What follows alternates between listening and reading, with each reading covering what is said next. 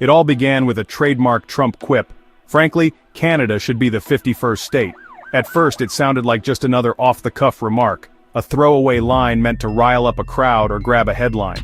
But as the days went on, it became clear that this was more than a passing joke.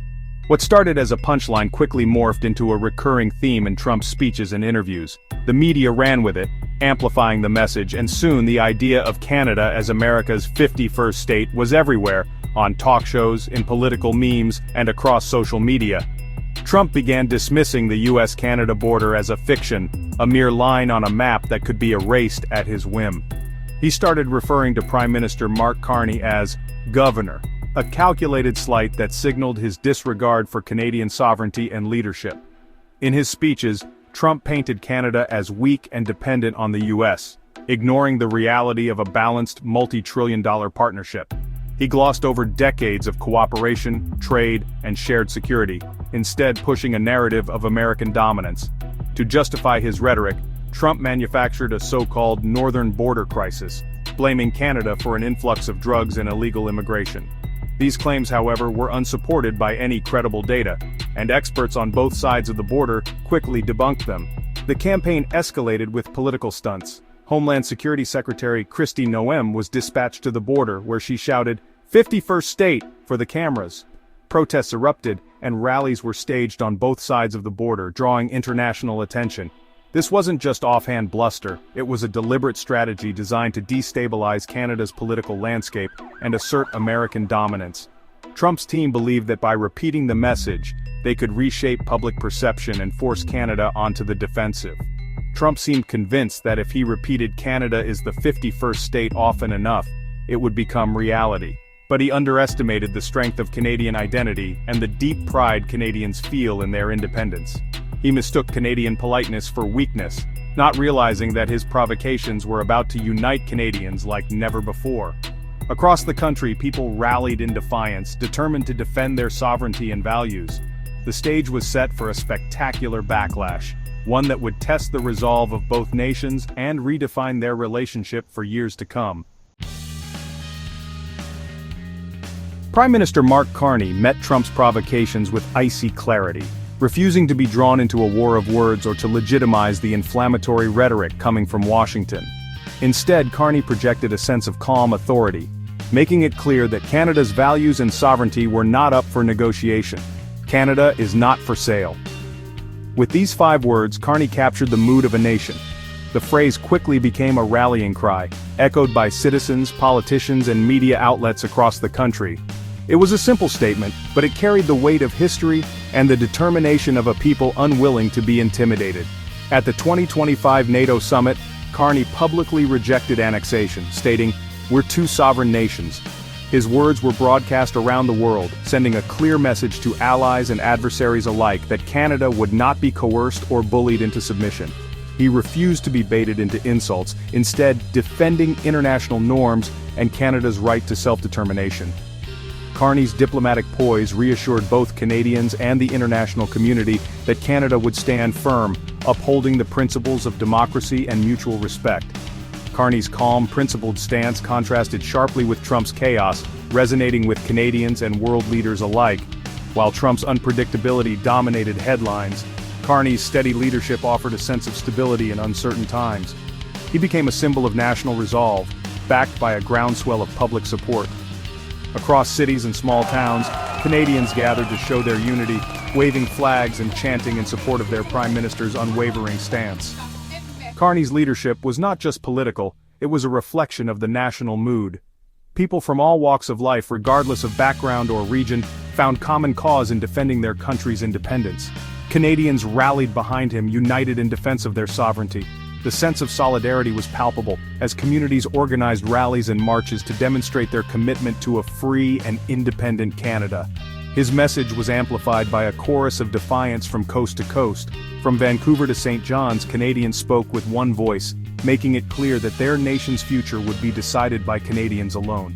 Carney's refusal to yield transformed him into a symbol of Canadian strength.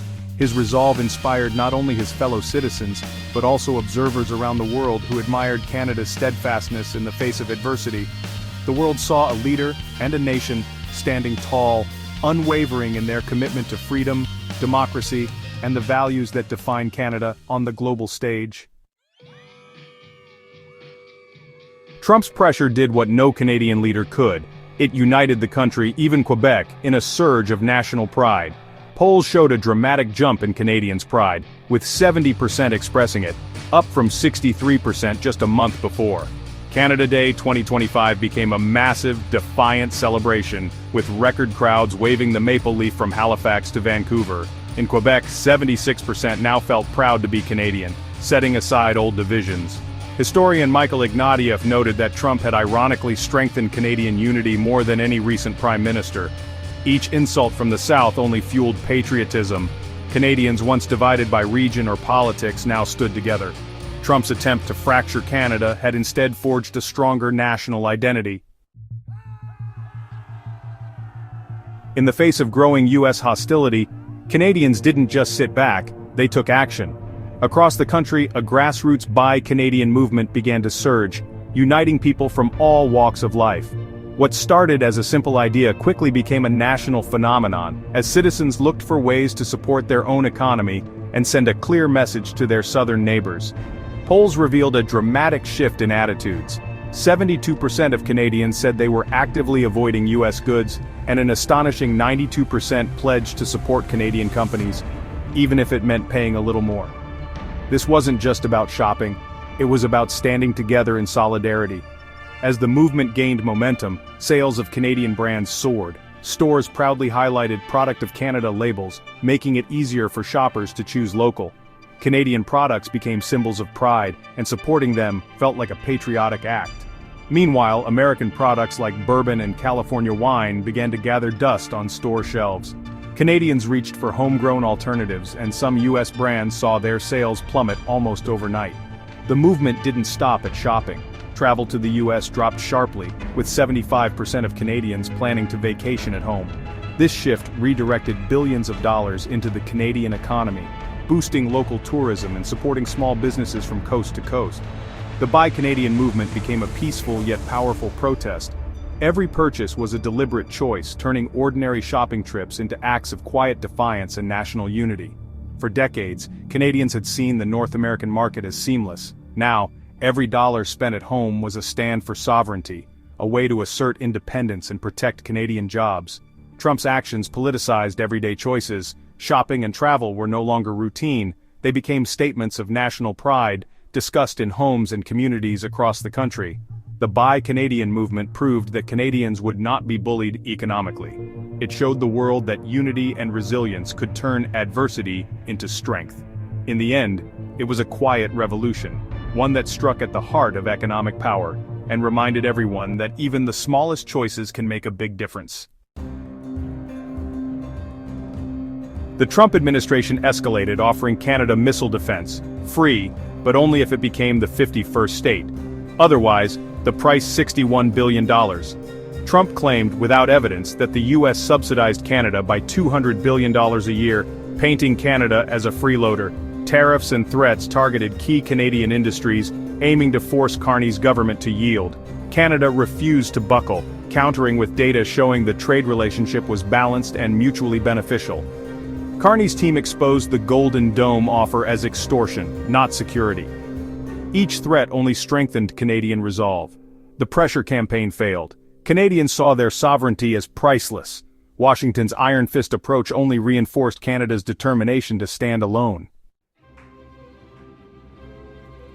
The real resistance came from ordinary Canadians, who voiced anger and determination across the country. Slogans like "Canada is not for sale" and "Elbows up" became rallying cries, symbolizing a new assertive spirit. A Pew poll showed 59% now saw the U.S. as the greatest threat, a historic collapse of trust. The sense of betrayal ran deep. A friendship had been replaced by bullying. This groundswell empowered Carney's government, uniting 40 million Canadians in defiance. Farmers, business owners, and families all stood their ground, choosing Canada over convenience. The message was clear. Canadians were proud of their identity and ready to defend it. The nation's voice was united, loud, and impossible to ignore. With US relations in tatters, Canada pivoted, fast.